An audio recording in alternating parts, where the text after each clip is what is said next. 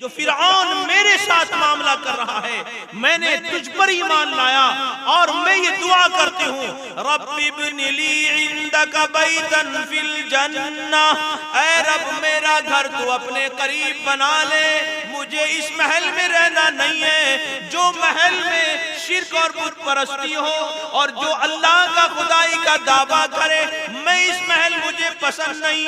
और फिरऔन का मेरे साथ ये मामला है कि मुझे बेहया कर देगा, अब मुझे नंगा, मुझे बरहना कर देगा और मुझे ऐसी सजा देगा कि दुनिया देखेगी, मेरा मजाक उड़ाएगी और मैं इस मंजर को बर्दाश्त नहीं कर सकती। एमटी मीडिया ओडिशा को सब्सक्राइब करें, बेल आइकन को जरूर दबाएं। अल्लाह सुब्हानहू व तआला ने आजमाइश करनी है, आजमाइश, इम्तिहान लेगा। अल्लाह ने रास्ते बतला दिए हैं, इन्ना हदैनाहु सबील इम्मा शाकिरा व इम्मा कफूरा, हमने रास्ता बता दिया, मार्गदर्शन, एक रास्ता है, एक ट्रैक है, इधर जाओगे जहन्नम, जन्नत है, इधर जाओगे जहन्नम है। कल अगर अल्लाह पूछ ले, कोई यूं कहे कि हमें सजा क्यों मिली, और कोई यूं कहे कि हमें जन्नत में इसको क्यों भेज दिया, इसने तो बड़ा पाप किया था, तो कल ये सवाल नहीं होगा। इसलिए कि अल्लाह ने पैदा करने के बाद रास्ता दिखला दिया था कि तुम अपने मर्जी से रास्ता चॉइस करो, और जिस रास्ते को तुम चॉइस करोगे हम वो रास्ता खोलते चले जाएंगे। इसलिए कि अगर कोई गुनाह ढूंढता है तो उसको गुनाह मिलता है, कोई नेकी ढूंढेगा तो उसको नेकी मिलेगी। गंजेड़ी जानते हो ना, गंजेड़ी जो गांजा टानते हैं, अफीम के आदी है। तुम्हारे कुसंबी में भी अगर कहोगे गांजा कौन बेच रहा है तो तुम्हें किसी गुरु को भी खबर नहीं होगी, लेकिन गंजेड़ी को मालूम होगा कि गांजा बिकता कहाँ है, वो पहुंच जाएगा वहां। अगर किसी को मालूम नहीं कि भाई शराब कहाँ बिकती है, क्योंकि किसी को पता ही नहीं, उस लाइन से ताल्लुक नहीं रखता, तो जो लाइन वाला आदमी है उसको पता है कि अपने लाइन की चीजें कहाँ मिलेगी, वो वहां पहुंच जाता है। व्यापारी है तो वो व्यापार उसका कहां कहां होता है, कौन कौन व्यापारी मिलेंगे, किस लाइन के व्यापारी मिलेंगे, वो वहां पहुंच जाएगा। इंसान है, दुनिया में देखा जाता है। अल्लाह ने यही कहा कि देखो यहाँ ये चीज मिलती है और यहाँ ये चीज मिलती है, ये जहन्नम है, ये जन्नत है, रास्ता तुम जिधर का चाहो। कल मुझ पर ब्लेम नहीं करना कि यहाँ का लेके वहां डाल दिया, वहां का लेके वहां डाल दिया, लेकिन हाँ इतनी बात जरूर है कि मुझे ये पसंद है, मुझे ये नापसंद है, और मैंने तुमको पैदा किया है और तुम्हें पैदा करने का मकसद मेरी बंदगी, और मैं बंदगी से खुश होता हूं। अगर तुमने मुझे खुश कर दिया तो इधर जाओगे, मुझे नाराज किया तो इधर चले जाओगे। और याद रखना, तुम कभी ये सोचो कि हम जुल्म करेंगे, वमा हुवा बिज़ल्लामिल लिल अबीद, अल्लाह जुल्म करने वाला नहीं है। क्यों? इसलिए कि सारी चीजें रिकॉर्ड है और रिकॉर्ड हो रही हैं। ये जो सीसीटीवी कैमरे लगे रहते हैं ना, हाँ लिखा रहता है हर ऑफिस में, you are another CCTV camera. क्या आप जो है सीसीटीवी कैमरे में देख दाग के मामला करना, और जो सीसीटीवी कैमरा सोने से लेकर जागने तक, मरने से जीने से लेकर मरने तक लगा हुआ हो, उससे कैसे बचोगे? जो न तन्हाई छोड़ता है, न खलवत छोड़ता है, न जलवत छोड़ता है। आदमी सीसीटीवी कैमरे के बचने के लिए कोई रास्ता ढूंढता है तो तन्हा होता है, लेकिन यहाँ तन्हाई, जब तन्हाई होती है ना तो फिर वो जो है बुराई डसने लगती है, नेकी डसने लगती है। क्यों? अब यह है कि उस पर जो है बुराई का जहर चढ़ता है। आदमी जब तन्हा होता है पूरी शैतान बन जाता है, ऊपर तो बड़ा अच्छा है, लेकिन जब ये तन्हा होता है ना ये पूरे शैतान बन जाता है। ये क्या चीज इसमें होती है कि नहीं मालूम, और ये सोचता है मुझे तो कोई नहीं देख रहा है।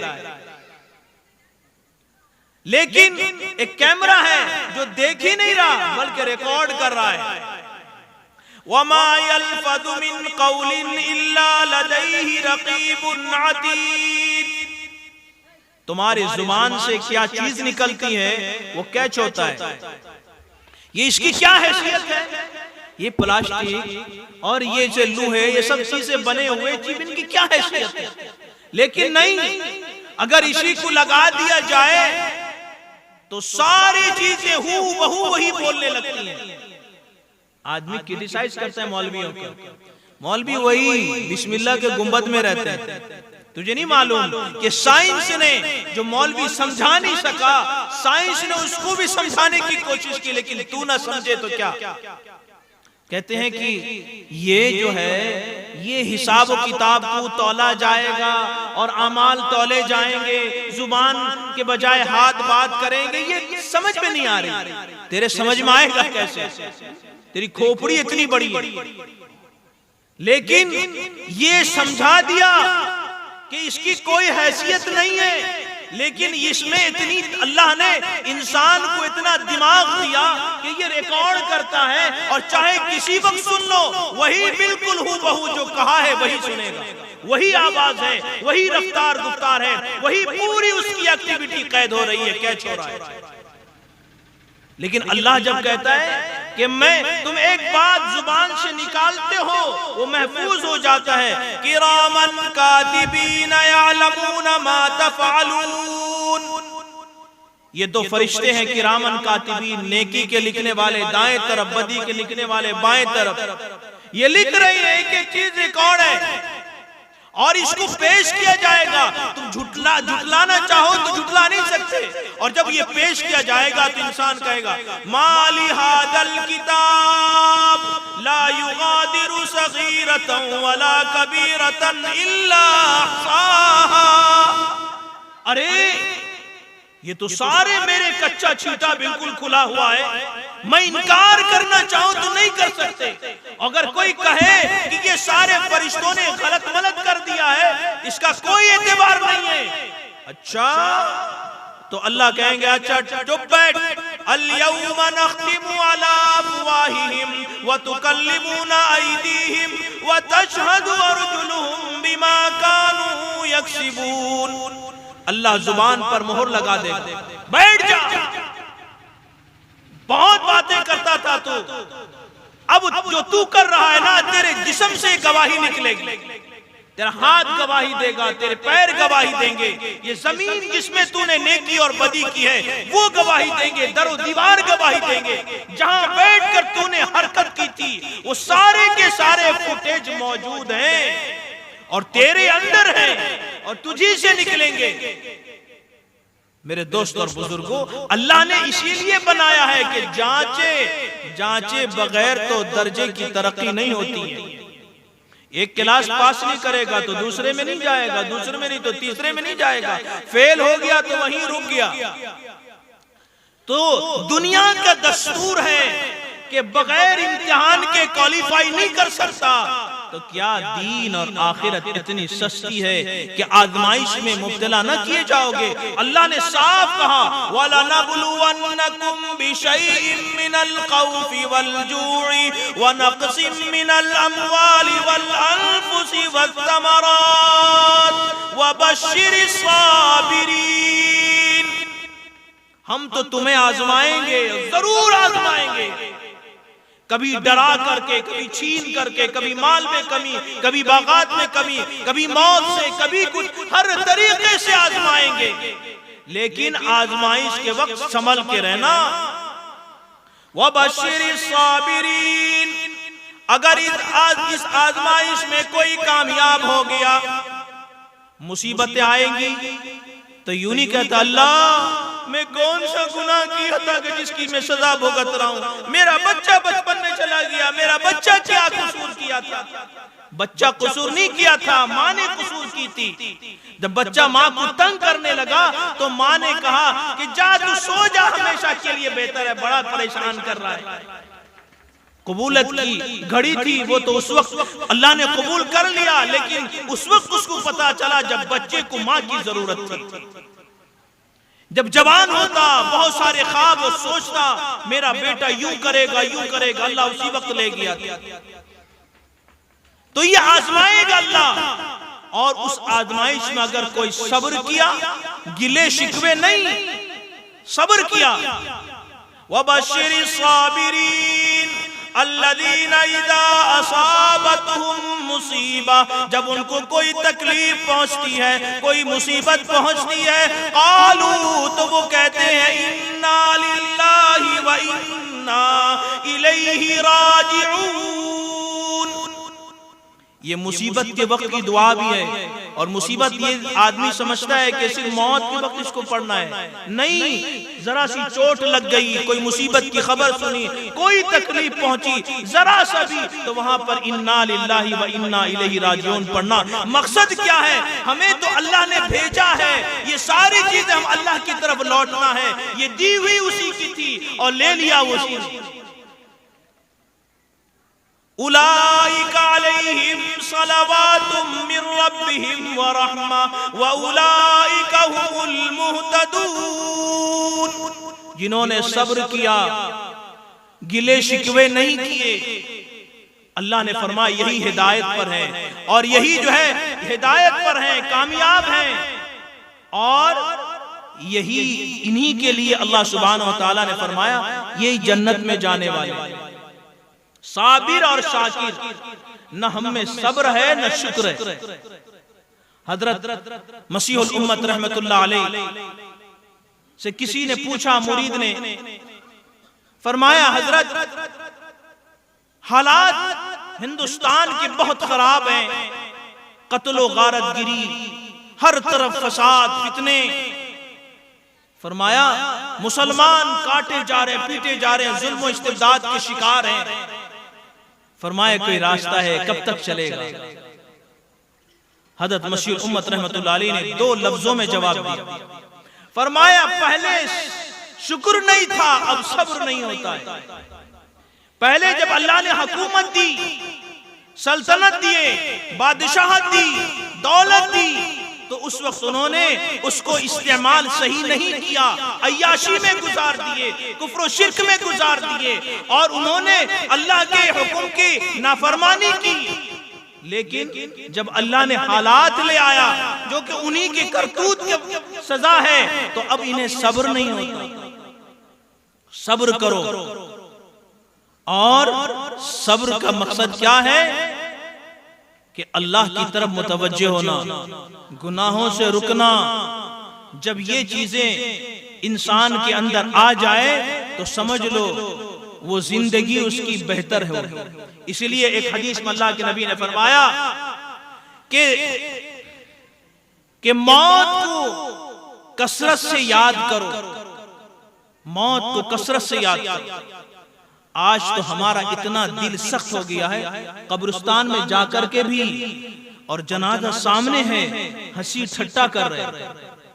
इतनी मुर्दगी है, पसमुर्दगी है, इतना कि वो मरने से पहले मर गया है, एक जिंदा लाश है, घूम रहा है। बस जिस वक्त मौत को याद करना चाहिए कि आज इसका जनाजा है, कल मेरा भी जनाजा जाएगा, मैं भी यहां दफन होऊंगा, लोग सारे छोड़ करके चले जाएंगे।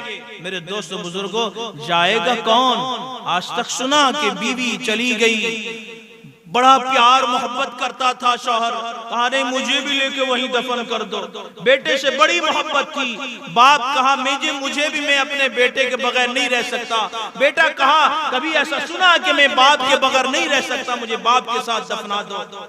भाई कभी कहा कि मुझे बहन के साथ जाना है, बहन ने कभी कहा कि मुझे भाई के साथ जाना है, मैं अब जिंदगी नहीं गुजार सकती उसके बगैर। नहीं, लाश जल्दी हटाओ, जल्दी हटाओ। अरे जाना, अब तो हाल ये है, अल्लाह के नबी फरमाते हैं मौत को कसरत से याद करो, हाज़िमिल लज़्ज़ात, मौत को कसरत से याद करो। ये हलाक करने वाली चीज ये किस वक्त आ जाए कुछ पता नहीं। लेकिन हमारी मजलिसें अगर कोई मौत का तस्करा कर दे, मजलिसें नहीं, बैठ के 2-4 आदमी का वो फलाना मर गया, वो ऐसा हो गया, उसका एक्सीडेंट हो गया, जरा सा 1-2 मिनट बात करे, क्या कोई टॉपिक है कि नहीं, यही मौत का बात है, टॉपिक चेंज करो। इतना डर। ईमान वाला जिसको मौत से मोहब्बत होती है, वो मोहब्बत से, वो जो है मौत से डरता है। जो पैदा हुआ मरने के लिए, मेरे दोस्तों बुजुर्गों, इसीलिए फरमाया मौत को कसरत से याद करो। जब मौत हर वक्त सवार हो तो फिर कभी इंसान गड़बड़ नहीं करेगा। अगर उसको इस बात का यकीन हो मुझे इसी हालत में मौत आ जाएगी। अब तो यह है, हमारा नौजवान जो है कान में लगाता है और सीधे गाने सुनते सुनते सुनते चला जाता है। अगर उसी हालत में मौत आ गई, अल्लाह के यहाँ किस हालत में पेश हो गए। मेरी दुश्मनी और नाफरमानी करते करते रंगे हाथों पकड़ा गया। इसलिए मेरे दोस्तों बुजुर्गों, मौत को कसरत से याद करें। ये जो मरहुमा हैं जिनका इंतकाल हो गया, बहुत सारे मरहुमीन गुजर गए हैं, ये जो इसाले सवाब है, इसकी मजलिस है, ये मौत इसलिए है कि हम ताकि सामने वाला जब किसी मुर्दे को देखे तो अपने मौत को याद करके अपनी जिंदगी को बदले। मकसद सिर्फ यही है। अल्लाह ने मौत को इसीलिए बनाया कि ताकि मौत एक ऐसा पुल है जो हबीब को, महबूब को अपने हबीब से मिला देता है, और हर एक को मरना है। इसीलिए जब कभी कोई बात सामने आए आखिरत वाली और दीन वाली, शरीयत वाली, अल्लाह के नबी का फरमान आ जाए, अल्लाह के अहकाम आ जाए, तो वहां पर यह ध्यान रखना चाहिए कि हमें अल्लाह के फरमान के बारे में, हमें जो है रसूलुल्लाह सल्लल्लाहु अलैहि वसल्लम के तरीके के बारे में बतलाया जा रहा है, लिहाजा हमें उस पर अमल करना चाहिए, ये समझ करके कि अल्लाह ताला पता नहीं हमारे इस अमल से खुश हो जाए और हमारी मौत अच्छी हालत में आ जाए। इसलिए आका मदनी मोहम्मद अरबी ने फरमाया कि तुम जिस तरह जिंदगी गुजारते हो उसी तरह तुम्हारी मौत आएगी। अब देखो, किसी की मौत आती है तो चेहरे पे इतनी बशाशत होती है कि देखने वाला भी अश अश करने लगता है, कि किसी के जनाजे को देख करके आदमी ख्वाहिश करता है काश कि मेरी मौत भी ऐसे आए। किसी की लाश को देख करके आदमी तमन्ना करता है कि काश मुझे ये मौत आ जाए। एक मर्तबा का वाकया है, एक सहाबी शहीद हुए, अल्लाह के नबी सल्लल्लाहु अलैहि, नई शादी थी और अल्लाह के नबी ने ऐलान जंग कर दिया। वो सहाबा, मुख्तसर ये कह रहा हूँ, वो सहाबा शहीद हुए, थोड़ी सी जांकनी थी, उनसे पूछा गया कि क्या बात है, आखिरी ख्वाहिश क्या है। फरमाया मुझे ख्वाहिश कुछ नहीं है, मुझे सरकार के पास ले जाओ, सरकार दो आलम के पास ले जाओ। उनको लाया गया और आक़ा मदनी ने जब सुना कि ये फलां सहाबी की लाश है जिसकी अभी अभी शादी हुई है, फरमाया उनको अपने गोद में लिया। वो अब्दुल्लाह दुल बजादीन थे, गोद में लिया और आप ऐसे ही देखते रहे। हजरत उमर बड़ी रश्क निगाहों से देखते थे, या अल्लाह कैसी मौत है, ये सरकार दो आलम की जियारत कर रहा है, उनके चेहरे अनवर की जियारत कर रहा है और इसी हालत में उसका दम निकल रहा है। मेरे दोस्त हजरत, और फिर इतना ही नहीं, फिर अल्लाह के नबी ने फरमाया कि इसकी कफन के लिए मेरी चादर को इस्तेमाल करो, इसको कब्र में मैं ही उतारूंगा, इसके नमाज जनाजा भी मैं पढ़ाऊंगा, कब्र में भी मैंने उसमें उतारूंगा। इस मंजर को देखकर हजरत उमर कहने लगे कि काश उस मौत के बजाय, अब्दुल्लाह दुल बजादीन के बजाय उमर होता और नबी का गोद होता और नबी के चेहरे की दीदार करता और इसी हालत में मेरी रूह परवाज हो जाती। मेरे दोस्तों बुजुर्ग, मौत तो ऐसे आती है।